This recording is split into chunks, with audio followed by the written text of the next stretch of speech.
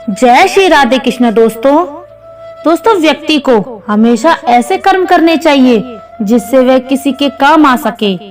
कर्मों की ताकत इतनी है कि इसी के चलते स्वर्ग का सुख ऐश्वर्य भोगने के पश्चात इंद्र को भी अच्छे कर्मों के अभाव में दोबारा योनियों में भटकना पड़ा था। पद्म पुराण में वर्णित एक कथा के अनुसार देवराज इंद्र स्वर्ग लोक में अप्सराओं से घिरे रहने के बाद भी काम वासना से घिरे रहते थे। एक दिन वे धरती पर विचरण कर रहे थे, तभी उन्होंने देखा कि कुटिया के बाहर गौतम ऋषि की पत्नी देवी अहिल्या दैनिक कार्यों में व्यस्त है। अहिल्या इतनी सुंदर और रूपवती थी कि इंद्र उन्हें देखकर मोहित हो गए। इस तरह इंद्र योजना बनाते हैं देवी अहिल्या को पाने के लिए। रोजाना देवी अहिल्या को देखने के लिए कुटिया के बाहर आने लगे। धीरे धीरे उन्हें गौतम ऋषि की दिनचर्या के बारे में पता चलने लगा। इंद्र को अहिल्या के रूप को पाने की एक युक्ति सूझी। उन्होंने सुबह गौतम ऋषि के वेश में आकर अहिल्या के साथ संबंध बनाने की योजना बनाई, क्योंकि सूर्य उदय होने से पूर्व ही गौतम ऋषि नदी में स्नान करने के लिए चले जाते थे। इसके बाद करीब 2-3 घंटे बाद पूजा करने के बाद ही आते थे। इंद्र आधी रात से ही कुटिया के बाहर छिपकर ऋषि के जाने की प्रतीक्षा करने लगे। इस दौरान इंद्र की वासना उन पर इतनी हावी हो गई कि उन्हें एक और योजना सूझी। उन्होंने अपनी माया से ऐसा वातावरण बनाया जिसे देखकर ऐसा प्रतीत होता था कि सुबह हो गई है। यह देखकर गौतम ऋषि कुटिया से बाहर चले गए। उनके जाने के कुछ समय बाद इंद्र ने गौतम ऋषि का भेष बनाकर कुटिया में प्रवेश किया। उन्होंने आते ही अहिल्या से प्रणय निवेदन किया। अपने पति द्वारा इस तरह के विचित्र व्यवहार को देखकर पहले तो देवी अहिल्या को शंका हुई, लेकिन इंद्र के छल कपट से सराबोर मीठी बातों को सुनकर अहिल्या भी अपने पति के स्नेह में सब कुछ भूल बैठी। दूसरी तरफ नदी के पास जाने पर गौतम ऋषि ने आसपास का वातावरण देखा, जिससे उन्हें अनुभव हुआ कि अभी सुबह नहीं हुई है। वह किसी अनहोनी की कल्पना करके अपने घर पहुंच आए। वहां जाकर उन्होंने देखा कि उनके भेष में कोई दूसरा पुरुष उनकी पत्नी के साथ रति क्रियाएं कर रहा है। यह देखते ही वह क्रोध से व्याकुल उठे। वहीं दूसरी ओर उनकी पत्नी ने जब अपने पति को अपने सामने खड़ा पाया तो उन्हें सारी बात समझ में आने लगी। अनजाने में किए गए अपराध को सोचकर उनका चेहरा पीला पड़ गया। इंद्र भी भयभीत हो गए। क्रोध से भरकर गौतम ऋषि ने इंद्र से कहा, मूर्ख, तूने मेरी पत्नी का स्त्रीत्व भंग किया है। उसकी योनि को पाने की इच्छा मात्र के लिए तूने इतना बड़ा अपराध किया है। यदि तुझे स्त्री योनि को पाने की इतनी ही लालसा है तो मैं तुझे श्राप देता हूँ कि अभी इसी वक्त तेरे पूरे शरीर पर 1000 योनियां उत्पन्न हो जाएं। कुछ ही पलों में श्राप का प्रभाव इंद्र के शरीर पर पड़ने लगा और उनके पूरे शरीर पर स्त्री योनि निकल आई। यह देखकर इंद्र आत्मग्लानि से भर उठे। उन्होंने हाथ जोड़कर गौतम ऋषि से श्राप मुक्ति की प्रार्थना की। ऋषि ने इंद्र पर दया करते हुए 1000 योनियों को 1000 आंखों में बदल दिया। वहीं दूसरी ओर अपनी पत्नी को शीला में बदल दिया। आपने भी गौर किया होगा, इंद्र को देवराज की उपाधि देने के साथ ही उन्हें देवताओं का राजा भी माना जाता है, लेकिन उनकी पूजा एक भगवान के तौर पर नहीं, बल्कि इंद्र द्वारा ऐसे ही अपराधों के कारण उन्हें दूसरे देवताओं की तुलना से ज्यादा आदर सत्कार नहीं दिया जाता। दोस्तों, एक बार की बात है, मृत्यु के बाद मृत्यु के देवता ने अपने एक दूत को भेजा पृथ्वी पर, क्योंकि एक स्त्री मर गई थी, उसकी आत्मा को लाना था। अब देवदूत धरती पर आया, लेकिन चिंता में पड़ गया, क्योंकि 3 छोटी छोटी लड़कियां जुड़वा एक अभी भी उस मृत स्त्री से लगी है। एक चीख रही है, एक पुकार रही है, एक रोते रोते रो रही है, सो गई है। उसके आंसू उसकी आंखों के पास सूख गए हैं। उस देवदूत ने सोचा कि 3 छोटी जुड़वा बच्चियां और इनकी मां मर गई है और अब उनको कोई देखने वाला नहीं है। पति पहले ही मर चुका था। परिवार में और कोई भी नहीं है। इन 3 छोटी बच्चियों का क्या होगा? उस देवदूत को ये ख्याल आ गया। अब उसे उन पर दया आ गई तो वह खाली हाथ वापस लौट गया। उसने जाकर अपने प्रधान से कहा कि मैं उस स्त्री को नहीं ला सका, मुझे क्षमा करें, लेकिन आपको स्थिति का पता ही नहीं है। 3 जुड़वा बच्चियां हैं, छोटी छोटी, दूध पीती। एक अभी भी मृत मां से लगी हुई है, एक रोते रोते सो गई है, दूसरी अभी चीख पुकार रही है। हृदय मेरा ला ना सका। क्या यह सही हो सकता है कि इस स्त्री को कुछ दिन और जीवित दे दिया जाए? कम से कम लड़कियां थोड़ी बड़ी हो जाएं और कोई देखने वाला नहीं है। मृत्यु के देवता ने कहा, तो तू बहुत समझदार हो गया है और मैं पागल हूँ। तुझे जो काम दिया था वह तुझे पूरा करना था, लेकिन तूने अपना काम पूरा नहीं किया, तो तुमने पहला पाप कर दिया और इसकी तुझे सजा मिलेगी। और सजा ये है कि तुझे पृथ्वी पर चले जाना पड़ेगा और जब तक तुम 3 बार ना हंस लेगा अपनी मूर्खता पर, तब तक वापस ना आ सकेगा। इसे थोड़ा समझना। 3 बार ना हंस लेना अपनी मूर्खता पर, क्योंकि दूसरे की मूर्खता पर तो अहंकार हंसता है। जब तुम अपनी मूर्खता पर हंसते हो तब अहंकार टूटता है। देवदूत को लगा नहीं, वह राजी हो गया दंड भोगने के लिए, लेकिन फिर भी उसे लगा कि सही तो मैं ही हूँ और हंसने का मौका कैसे आएगा। उसे विदेश की जमीन पर फेंक दिया गया। अब वहाँ एक जूता कारीगर था। वह सर्दियों के दिन करीब आ रहे थे और बच्चों के लिए कोट और कंबल खरीदने शहर गया था। कुछ रुपए इकट्ठे करके जब वह शहर जा रहा था तो उसने राह के किनारे पर एक नंगे आदमी को पड़े हुए ठुठरते हुए देखा। ये नंगा आदमी वही देवदूत था जो पृथ्वी पर फेंक दिया गया था। उस कारीगर को दया आ गई और बजाय अपने बच्चों के लिए कपड़े खरीदने के, उसने उस आदमी के लिए कंबल और कपड़े खरीद दिए। इस आदमी को कुछ खाने पीने को भी ना था, घर भी ना था, छप्पर भी ना था जहाँ रुक सके। तो कारीगर ने कहा कि तुम मेरे साथ ही आ जाओ, लेकिन अगर मेरी पत्नी नाराज हो जाए तो वह निश्चित ही, क्योंकि बच्चों के लिए कपड़े खरीदने लाया था, वह पैसे तो खर्च हो गए। वह अगर नाराज हो, चिल्लाए, तो तुम परेशान मत होना, थोड़े दिन में सब कुछ ठीक हो जाएगा। उस देवदूत को लेकर कारीगर घर लौट आया तो कारीगर को पता चला कि एक देवदूत घर आ गया है। न पत्नी को पता था। जैसे ही देवदूत को लेकर कारीगर घर में पहुंचा, पत्नी एकदम पागल हो गई, बहुत नाराज हुई, बहुत चीखी चिल्लाई और देवदूत पहली दफा हंसा। कारीगर ने उससे कहा, हंसते हो, बात क्या है? तुमने कहा मैं 3 बार हंस लूंगा, तब बता दूंगा। अब दोस्तों वह देवदूत हंसा पहली बार, क्योंकि उसने देखा कि इस पत्नी को पता ही नहीं कि कारीगर देवदूत को घर ले आया है, जिसके आते ही घर में हजारों खुशियां आ जाएंगी। लेकिन आदमी देख ही इतना दूर तक सकता है। पत्नी तो इतना ही देख पा रही थी कि एक कंबल और बच्चों के कपड़े नहीं बचे जो खो गया है। वह देख पा रही थी जो मिला है, अंदाज ही नहीं कर पा रही थी।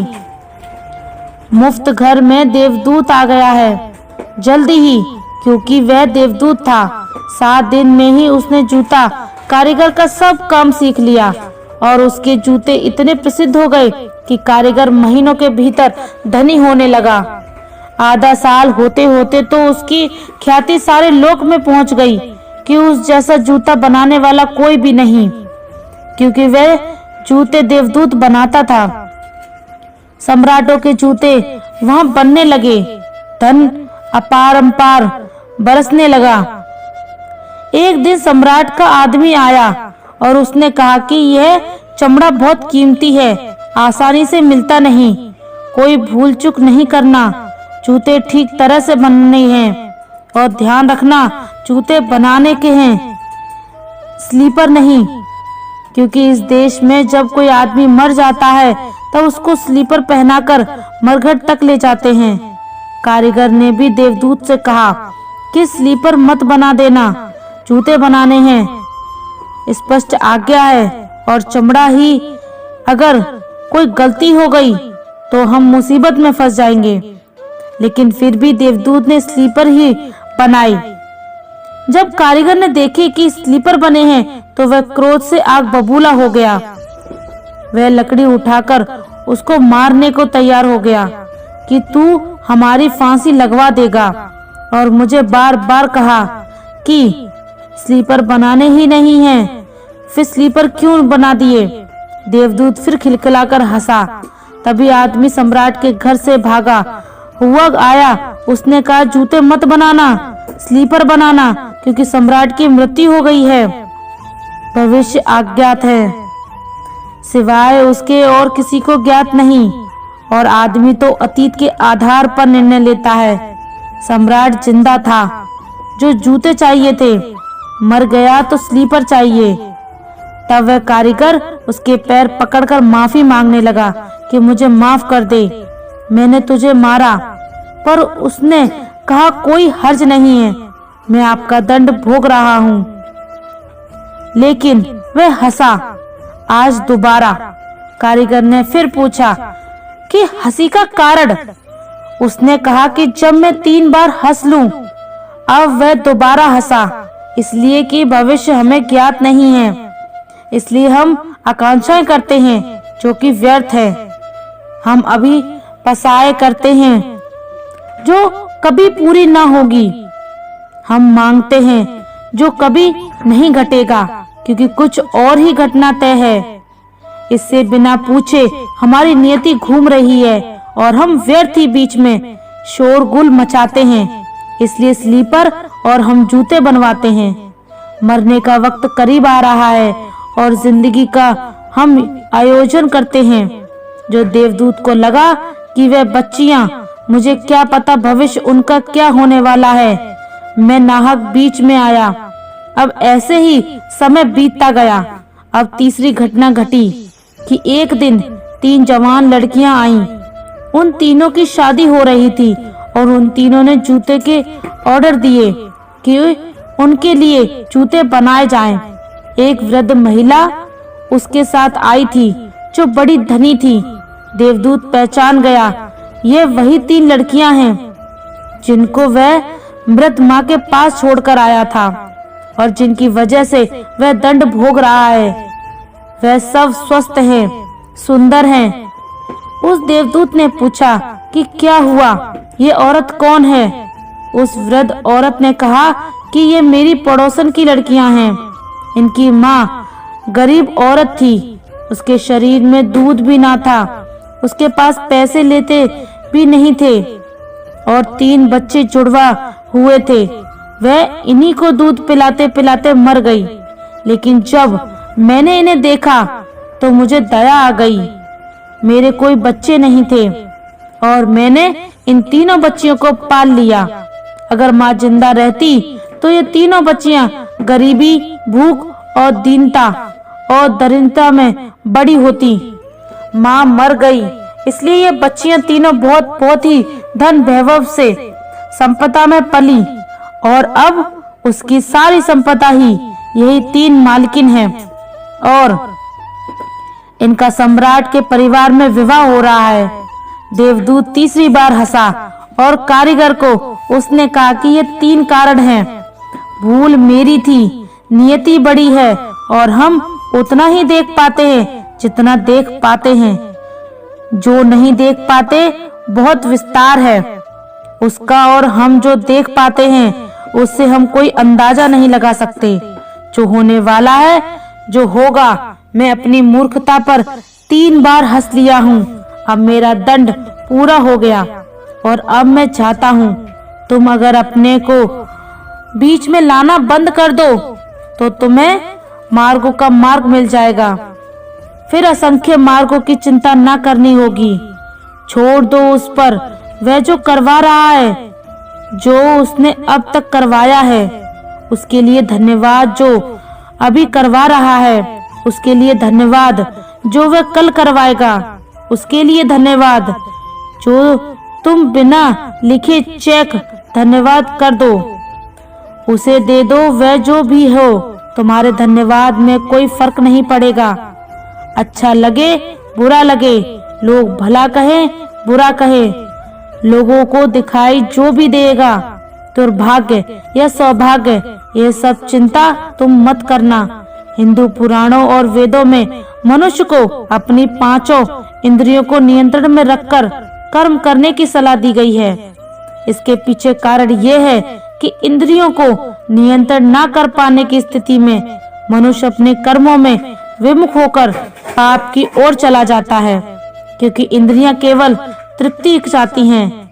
ऐसा भी माना जाता है कि आज धरती पर जितने भी पाप हो रहे हैं उसका कारण मनुष्य द्वारा अपनी इंद्रियों को काबू में न कर पाना है। वहीं काम और क्रोध ऐसे 2 संवेग हैं जिनके उत्पन्न होने से कई अन्य बुराइयां जन्म लेती हैं। भगवान श्री कृष्ण ने कहा है कि कलयुग में जो जैसा कर्म करता है उसे उसका फल ही वैसा ही मिलता है। भगवान के घर देर है अंधेर नहीं। बेवजह दूसरों को सताने वाले को भगवान भी कभी माफ नहीं करता। आज लोगों के पास मंदिर जाने के लिए समय नहीं है, लेकिन घर में 3-3 घंटे तक टीवी व मोबाइल के सामने बैठे रहते हैं, और अगर मंदिर जाते भी हैं तो सोच कुछ और रहे होते हैं। जबकि जिस कार्य के लिए मानव का धरती पर जन्म हुआ है उसके लिए मानव पीछे हट रहा है। पहले पुत्र होते थे लेकिन अब वारिस होते हैं, जिन्हें माँ बाप परिवार की सेवा से कोई लेना देना नहीं होता। उन्हें जायदाद या संपत्ति से लेना देना होता है। विमर्श वासनाओं के ऊपर उठकर प्रभु की सेवा करें। ऐसा करके ही संसार से मुक्ति प्राप्त की जा सकती है। जीवन में हर व्यक्ति कुछ न कुछ कर्म करता रहता है। भगवान श्री कृष्ण गीता में स्वयं कहते हैं कि कोई भी मनुष्य क्षण भर भी कर्म किए बगैर नहीं रह सकता। व्यक्ति के कर्म ही उसे ऊपर उठाते हैं और कर्म ही ऊंचाई से उठाकर जमीन पर भी पटक सकते हैं। हिंदू धर्म में माना गया है कि हमें हमारे कर्मों के अनुसार ही शुभ या अशुभ फल प्राप्त होता है। मनुष्य जैसा कर्म करता है वैसा ही फल भोगता है।